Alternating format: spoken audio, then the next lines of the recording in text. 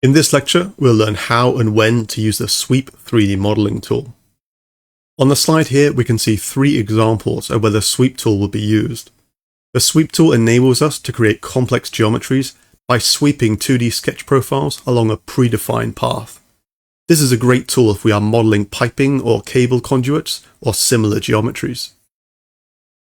So in this lecture, I will demonstrate the principles by modeling an R-clip using the sketch path as defined here. So jumping into Fusion, got a new design here. Let's create sketch, and let's do this on the XZ plane. Press L on the keyboard, start from the origin.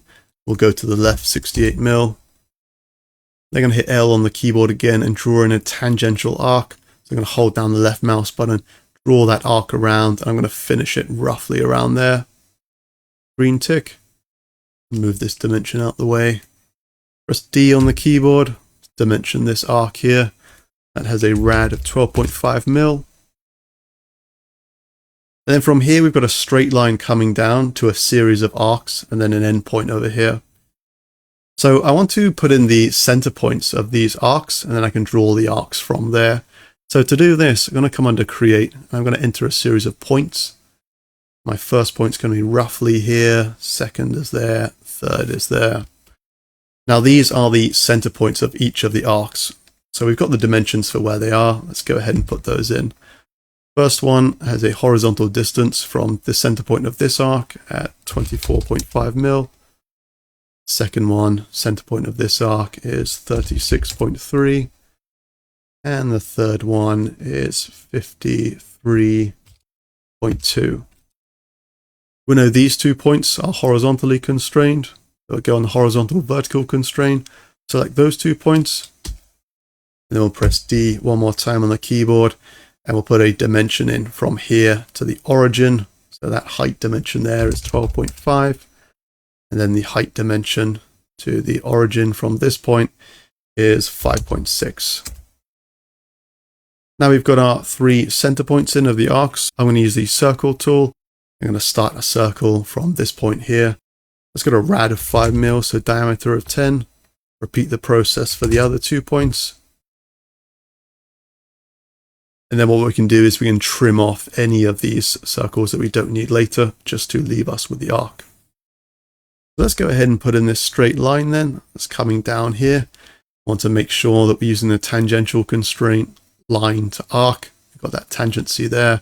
Same process here, line to circle. Now it's black in color, that's constrained. We've got our tangencies in place, nice.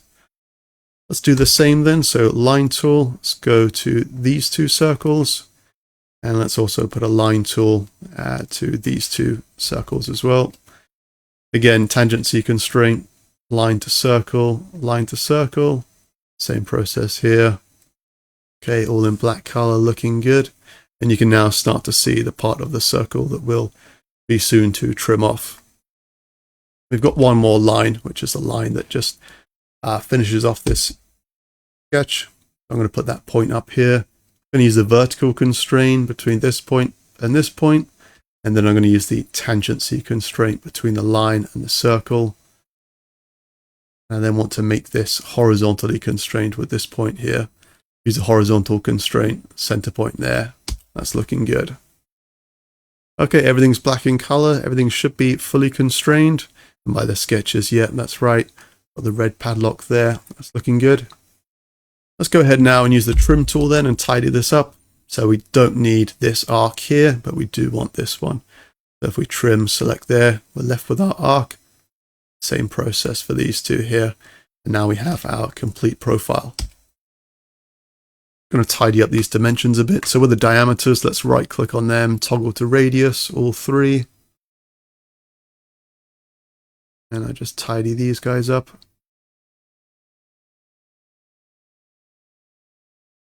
Okay, so that's one sketch complete. So what we're going to do is we're going to finish sketch there. That was our path. Let's go back on the home view. And now we're going to do another sketch, which is going to be our profile, which is going to begin here. So let's go and create sketch.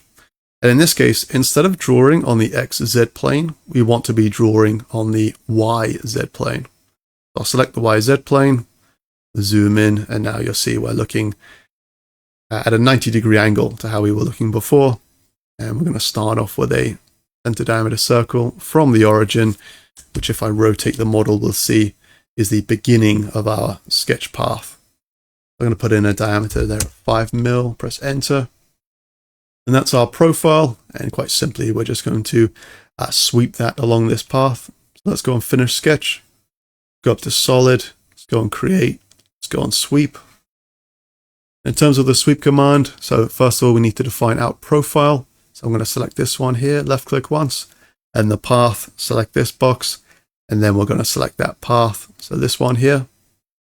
Now we need to make sure that we have chain selection on. If I do that again without chain selection, it will only take one entity. For example, if I click this line here, we'll only be sweeping down here and not the entire path itself. So I want to make sure chain selection is on and it will chain the entire path together. So I'll left click there.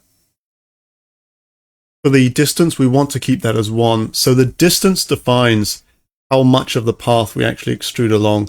So if we choose a distance of 1, it means the entire path is followed. However, if we reduce this, so if I say, let's say 0.5, it will only go half of the way along this profile. And we can also control the distance with this arrowhead here. I hold down the left mouse button, I can actually drag it along the path. And as I'm doing that, you'll see that the distance changes. So this particular position is 0.786. And if we go all the way to the end, we'll end up just about 1. Okay, so we can control that by manually dragging the profile along the path. I'm going to leave that as 1 for now. For the taper angle, so we could put in a taper angle there. I choose 0.5. Okay, we can see that tapering out. And then if I put minus in front of that, we'll see that taper down. But for an arc lip, the thickness should be constant. So in that case, we'll put 0, 0. For the twist angle, it won't be applicable for this part here because the profile that we're sweeping along the path is circular. So I'm actually going to just jump over quickly to another part that I've done here where the profile is rectangular like so. I'm going to add in a twist angle there. So if I put in, let's go 45 degrees, we'll see that where our profile has started in that orientation, by the time it reaches the end of the sweep path, it will have rotated by 45 degrees. So twisted by 45.